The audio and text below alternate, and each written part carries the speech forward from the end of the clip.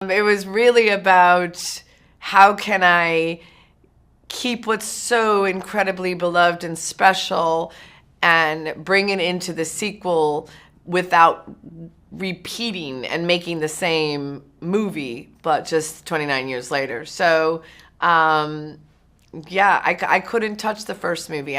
This had to be a whole new film entirely with the same beloved characters, hopefully with fun story, great other characters, bringing Billy back. I wanted to bring Binks back, but, well, you'll have to see. Did Binks come back or did he not? I don't know. Taking the elements from the first movie, the things that fans, because we are making this movie and have made this movie for the fans, and obviously newcomers, but we're here for them. We've made this for them. Disney made this for them. So taking the elements that were beloved, or what I think are completely beloved from the first movie, and bringing it into the sequel without it being the same, it wasn't that it was difficult or that it was easy. It was just a constant on my mind. I was consistently thinking about it. So making sure that I was servicing the characters and being truthful to the characters for the fan base, and keeping all the great little nuggets that are actually part of the witches' characters, which would have to come into this movie, and making sure that the tone was somewhere in the ballpark of the first one, so you have this beautiful 1-2 punch of the Sanderson Sisters. The biggest challenge on this movie, it's hard to say. I think, and it's probably not that interesting, I think the lack of time. We had a very short window to make this movie, and I wanted to make a giant film because that's how I see this movie. That's how I see a lot of the movies that I make. And so I wanted it to be giant, and yet we had a very small window. So I kept pushing the giantness of the movie, but in this tiny little space. I think that might be the biggest challenge that we had on this movie, or at least I had on this movie. Probably not that interesting, but I would say, the team was fully prepared and I had the best crew. So that wasn't a challenge. It was really the time. Sarah Jessica, Bette Midler, Kathy Najimy. The very first time I got to see them in costumes was actually Bette and Kathy for our hair and makeup tests. And they very wildly and amazingly to be a part of and to watch. It slipped into those characters instantaneously as if they just played these roles. It was wild and a trip to watch and then be a part of.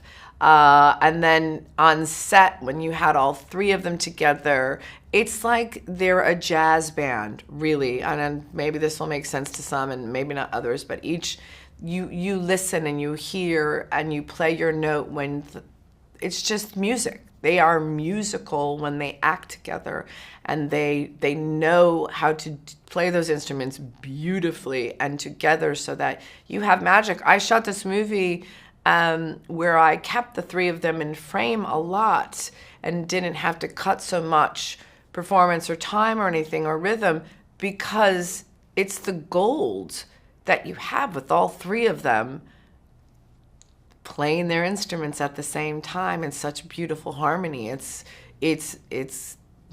magical, to say the least. Yes, we did. We played around a little bit with improv. As I said, we had a very short window to make this movie, so we had the script for sure and stayed on that path. But from time to time, a handful of times, some of the witches would improvise. Kathy and Bette would just have a heyday here and there. And it's, they should. They know their characters way more than anyone else, and they're brilliant at this. So the more the merrier.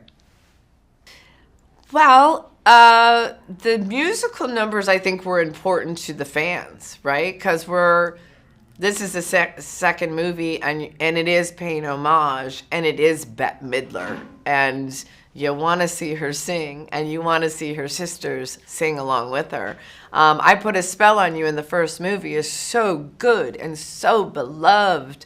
Mark Shaman and arranged it, and he and Bette did the lyrics, and we wanted to do the same thing. You can't really compete with that song because it's already perfect. So we just did what worked for our movie. And again, I'm not, musical numbers take a little bit longer to shoot, learn, record. There's a lot more involved in it. So I ended up, we have one giant number and one little taste that I won't talk much about. But yeah, I mean, I think we have everybody to thank, I guess, if you're going to use those words. We have everybody involved along with the fans of why we have any musical numbers in the movie, because of I Put a Spell on You from the first movie, for sure. I love walking the line. It's my favorite thing in the world to do, is walking the line of comedy, real drama, like emotional drama, and now horror. It's fun for me. And by the way, Wes Craven was the master at it. Every one of his horror films, there was a sense of humor to it. There is a fine line. There's a fine line between horror with a little twist of comedy. That's what's so much fun about this movie, is that everything's bigger than life, right? So they're constantly threatening to kill you. And by the way, they could in that fast.